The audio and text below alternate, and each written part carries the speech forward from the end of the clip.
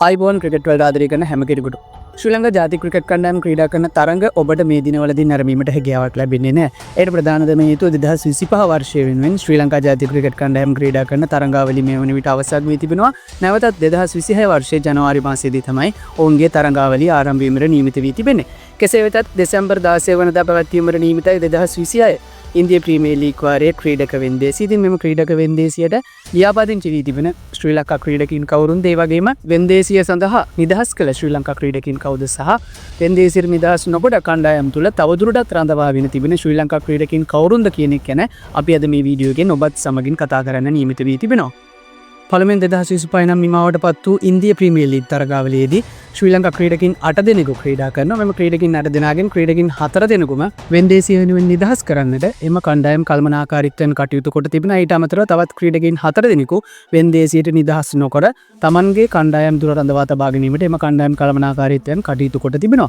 ඉතින් එහිදී දසුන් ශානක, මහේෂ් තීක්ෂණ, මතීෂ පතිරණ සහ වනිදු හසරංග යන ක්‍රීඩකින් වෙන්දේසිය වෙනුවෙන් නිදහස් කිරීමට කණ්ඩායම් කළමනාකාරීත්වයෙන් කටයුතු කොට තිබෙනවා. ඊට අමතරව වෙන්දේසියට නිදහස් නොකර මෙවර තරඟාවලියේදී තමන්ගේ කණ්ඩායම් තුල රඳවා ගන්න ක්‍රීඩකින් ලෙස සන්රයිසර්ස් හයිදරාබාද් කණ්ඩායම වෙනුවෙන් කවින්ද මෙන්ඩිස් සහ ඒෂාන් මාලිංගි, ඊට අමතරව රොයල් චැලෙන්ජර්ස් බැංගලෝර් කණ්ඩායම වෙනුවෙන් නුවන් තුෂාර සහ දිල්ලි කැපිටල් කණ්ඩායම වෙනුවෙන් දුෂ්මන්ත චමීර යන ක්‍රීඩකින් 4 දෙනා නම් කොට තිබෙනවා.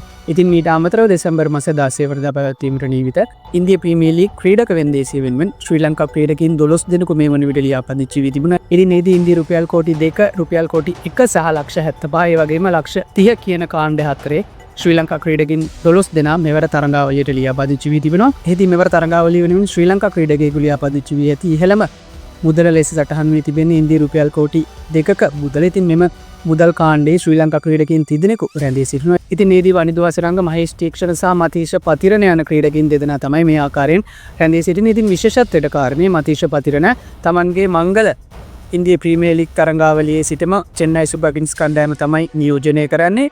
පළමු වතාවට මෙම වාරයේදී තමයි ඔහු ක්‍රීඩක වෙන්දේසියක් වෙනුවෙන් එම කණ්ඩායම නිදහස් කිරීමට කටයුතු කර තිබෙන්නේ. ඉතින් එම නිසාවෙන් බොහෝ ජාත්‍යන්තර විස්තර විචාරකයින් සඳහන් කොට ඇති ආකාරයට මතීෂ පතිරණට ඉහළ මිලක් යටතේ මෙවර ඉන්දිය ප්‍රීමියර් ලීගයේ කණ්ඩායමක් මිලදී ගනු ඇති බවට තමයි ඔවුන් මේ වන විට සඳහන් කොට තිබෙන්නේ. ඊට අමතරව ඉන්දිය රුපියල් කෝටි 1 කාණ්ඩේ ශ්‍රී ලංකා ක්‍රීඩකින් 2 දෙනෙකු රැඳී සිටිනවා.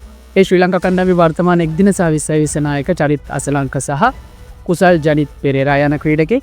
ඊට අමතරව ඉන්දිය රුපියල් ලක්ෂ 75 කාණ්ඩේ ශ්‍රී ලංකා ක්‍රීඩකින් 6 දෙනෙකු රැඳී තිබෙනවා. එම ක්‍රීඩකින් විදිහට දසුන් ශානක, පැතුම් නිස්සංක, කුසල් මෙන්ඩිස්, දුනිත් තෙල්ලාලගේ, විජේකාන්ත් විස්කාන්ත් සහ බිනෝඩ ප්‍රනාන්දු යන ක්‍රීඩකින් 6 දෙනා එම කාණ්ඩ තුල රැඳී තිබෙනවා. ඊට අමතරව ඉන්දිය රුපියල් ලක්ෂ 30 කාණ්ඩේ ට්‍රවින් මැතිව් යන ක්‍රීඩකයා රැඳී තිබෙනවා. ඉතින් මෙම ක්‍රීඩකින් 12 දෙනා තමයි මෙවර ඉන්දිය ප්‍රීමියර් ලීගයේ ක්‍රීඩක වෙන්දේසිය වෙනුවෙන් ශ්‍රී ලංකා ක්‍රීඩකින් ලෙස ලියාපදිංචි වී ඇති ක්‍රීඩකෙක්. ඉතින් මේදී විශේෂත්වයට කාරණේ බවට පත් තිබෙන්නේ මෙවර ILT20 ලීගයේ හෙවත් ජාත්‍යන්තර ක්‍රිකට් ලීගයේදී ඉතාමත් හොඳින් දක්ෂතා අතරට පැමිණීමට සමත් තිබෙන ශ්‍රී ලංකා ආරම්භක පිතිකරු පැතුම් නිස්සංක පිළිබඳ ඉන්දිය ප්‍රීමියර් ලීග් කණ්ඩායම් 3ක් මේ වන විට අවධානයෙන් පසු වන බවට මේ වන විට තොරතුරක් ලැබී තිබෙනවා. ඉතින් එහිදී ILT20 ලීගයේ තමා මුහුණ දුන් පළමු තරග තුනෙන් පිට අර්ධ ශතක 3ක් වාර්තා කර ගැනීමට සමත් තිබෙනවා. එහිදී ඔහුගේ මංගල ඉනිමම ඔහු ලකුණු 81ක විශිෂ්ට ඉනිමක් බවට පරිවර්තනය කරගන්නට සමත් වීම කැපී පෙනෙන කාරණයක් බවට පත් තිබෙනවා. ඉතින් මෙම නිසාවෙන් පළමුව චෙන්නයි සුපර් කිංස් කණ්ඩායම තමන්ගේ නිත්‍ය ආරම්භක පිතිකරුවා විදියට